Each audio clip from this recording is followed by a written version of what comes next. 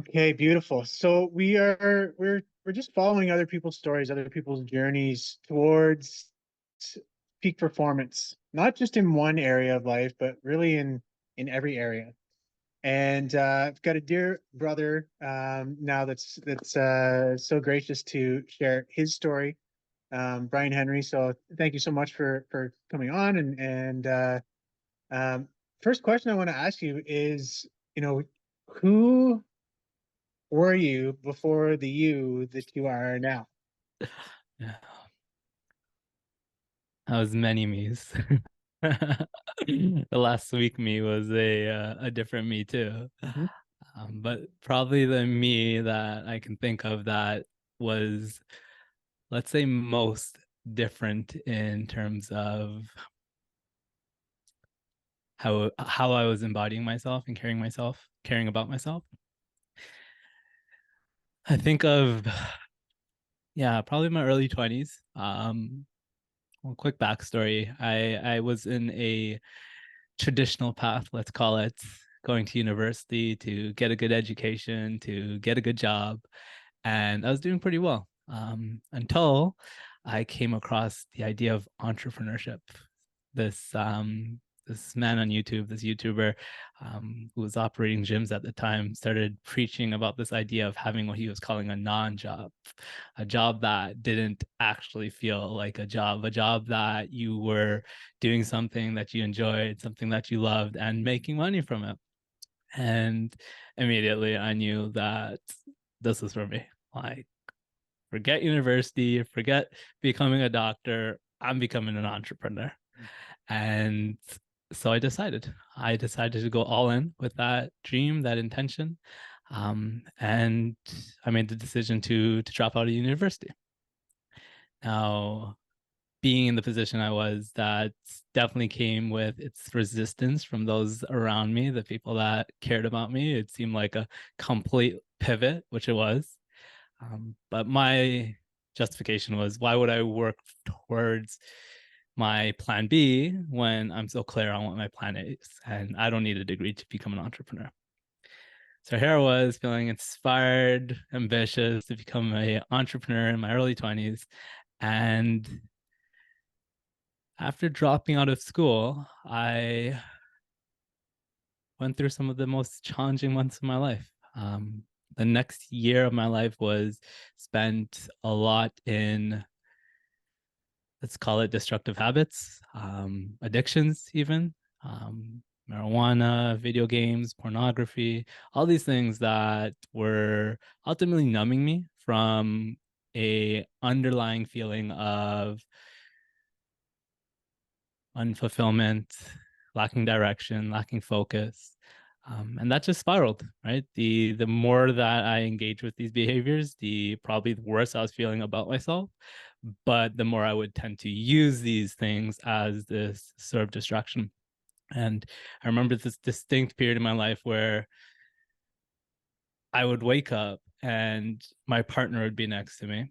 She'd come over to say hello before she went to work, and I'd wake up 2, 3 hours later, in the middle of the day, spend my day again wasting time with these destructive behaviors. This ambitious guy who wants to become an entrepreneur. Here I was, just not at all pursuing any sort of meaningful direction. And this went on for a few months until I hit rock bottom. I kind of got caught in a situation that I'm not proud of. And I just kind of broke down. And I remember this moment so clearly. Like, I was in the car with my partner, and I just like completely broke down. I think it was the first time I've ever cried in front of her. And what I told her was, like, here I am with all this ambition, right? And I'm talking about these big dreams of becoming an entrepreneur, becoming wealthy. And here's how I'm spending my life. Like, this is what I'm really doing with my time. And I think it was in that moment that I realized that the path that I was on was going nowhere towards, not bringing me any closer to where I wanted to be. And if I were to continue down that path, I was doubtfully heading somewhere that I didn't want to be. Mm. And it was in this moment of I think for the first time in months, just kind of really looking at myself honestly and saying like, this has got to change. Like this can't keep happening. Mm. Wow. That the universe answered a deeper call by providing me a call.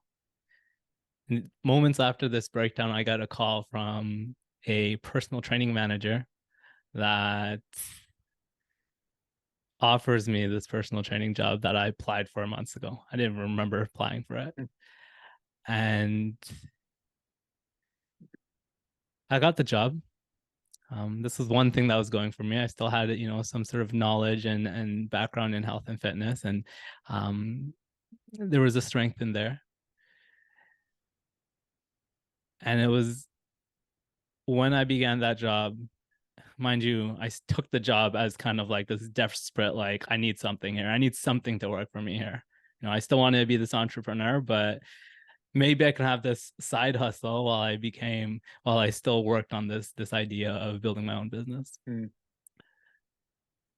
That job became something for me that I never expected. Um,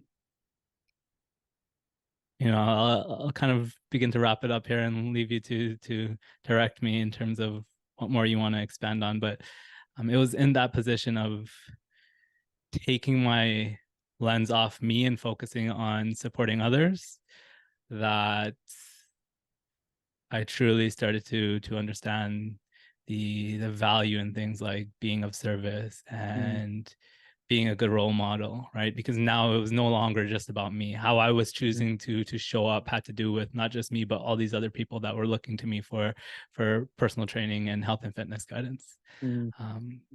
So that's a little bit about where I was before then. It was a little that's kind of my rock bottom story. And then kind of what began to bring me out of it. Yeah, it's beautiful. Thank you for sharing. Um, I want to ask you why do you feel like you resorted to those things? Like what was the underlying, if you could go back and really think of the underlying um, thing or things that had you preoccupying yourself. I mean, you said you had all this ambition, right? But then you weren't really doing anything about it. So what would be the underlying maybe fears or subconscious patterns that had you going into all that other stuff? You know,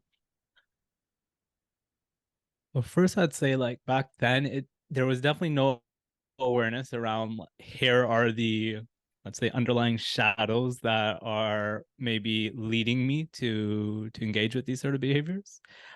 Back then, my understanding, and still even this holds true. I think it was more, um, just the physiology of cravings and addiction. Right, the first time you do something like this, right, the first time you maybe smoke marijuana or play a video game, there's this pleasure, right?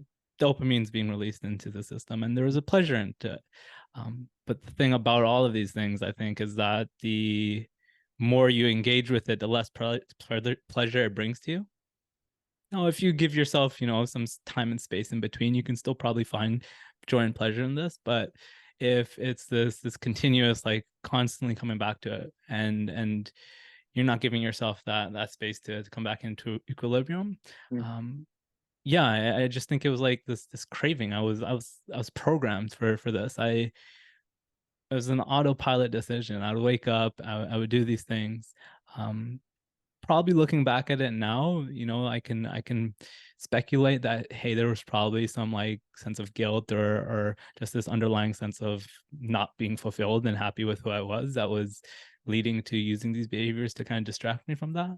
But I would say it was more this just kind of like programmed behavior and craving that I would indulge in instead of sitting through the discomfort of letting that play out while not carrying out the behavior.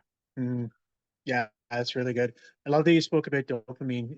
Can you speak more to that? Because I agree with you. I feel like so often. will do that thing or continue to do that thing, even though it's not in highest service to, to us or to where we want to go in our lives.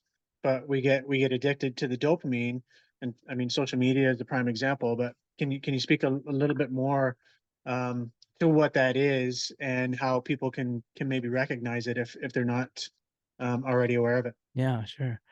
Um, Dopamine is serves a purpose, right? Like anything else in our bodies and our physiology, it serves a purpose. Ultimately, dopamine is often gets associated with pleasure. I think more recently, people are starting to catch on that dopamine has a lot more to do with motivation than just pleasure, right? So dopamine is associated with the sense of being motivated. Now, there's things in our lives that we want to be motivated to pursue. And ultimately it comes back to just survival and reproduction, I would say, right? Like that's our greatest drive and desire. And dopamine is there to motivate us to do things that will support us in surviving and in reproducing, right? You feel dopamine when you have sex. You feel dopamine when you eat food, or your body's releasing dopamine, I should say. Now, these things, again, are inherently supportive of our survival. Now, the issue becomes that we are in a day and age where dopamine is being secreted from all these different avenues that, let's say, aren't really supportive of us surviving, thriving, and reproducing. Um, our biology thinks it does. We see a attractive person on social media, dopamine is being released. Now, is that in any way supporting us in these core desires and drives? Probably not. Same thing with food, right? There's this overabundance of food, and yes, we're still experiencing this excretion of dopamine leading to this motivation to indulge in these things, but because it's in these abundant amounts that are more than necessary, we might end up in the case of overindulging in this to the point where it's no longer serving our biology.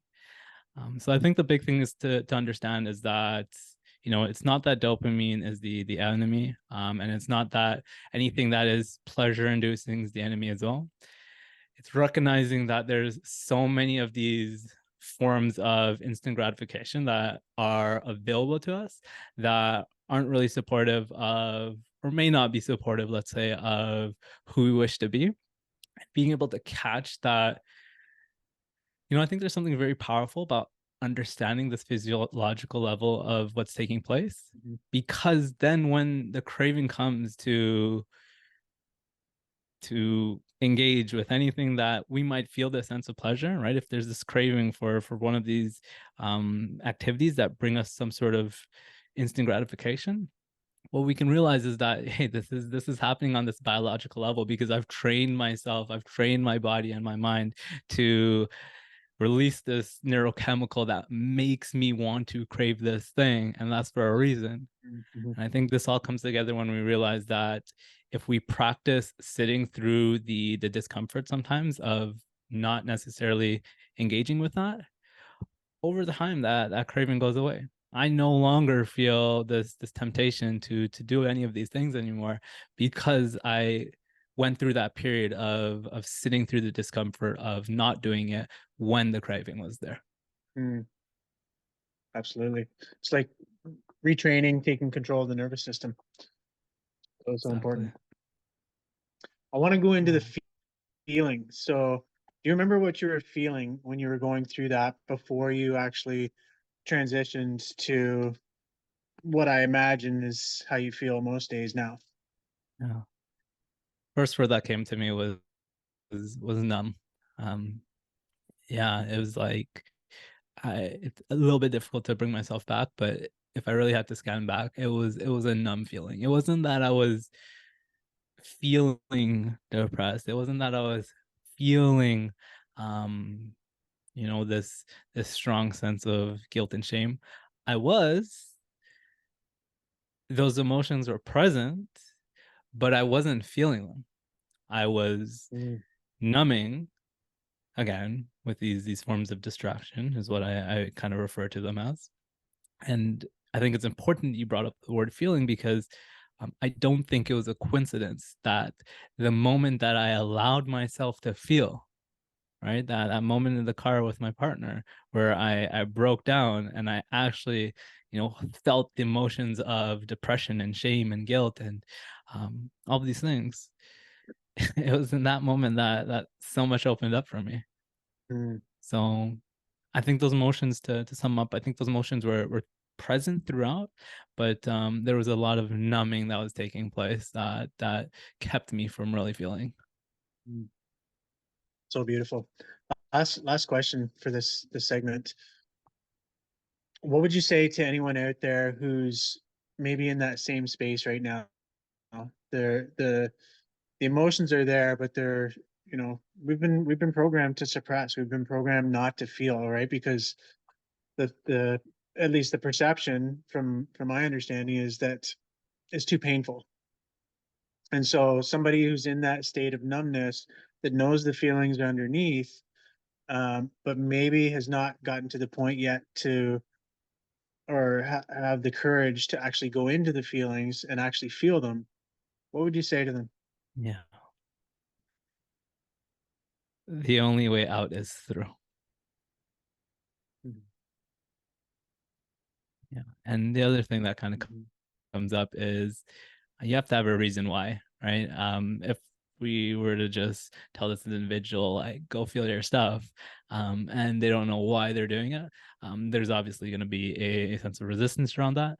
So I think first getting really clear on what it is you want. I mean, basic stuff, but it's stuff that many people haven't done yet. And it's getting clear on what you want and what's important to you. Um, and just to like really simplify it, after that, then it becomes recognizing that, hey, in order for me to um, get to that other side, I have to, well, again, the only way out is through. Mm. What would you say why? Can you give an example of why? What was your why? My partner, I think at that time, still is largely, yeah, it one, let's say, of my why is to provide for her. To I've made some big promises, I say, and I've promised her this extraordinary life, because I want that for her, and I want to give that to her, as well as myself. Right, it's not just a act of giving. It's wanting this. I have this vision for my life, but a huge part of it, it's Mm, harder for me to let her down, and those that I care about down, than it is to let myself down. So I think, again, coming back to that moment, there was this, like, she caught me in something that there was a lot of shame around for me. And it was this moment of like, she deserves better than this. And I need to step up to give that to her.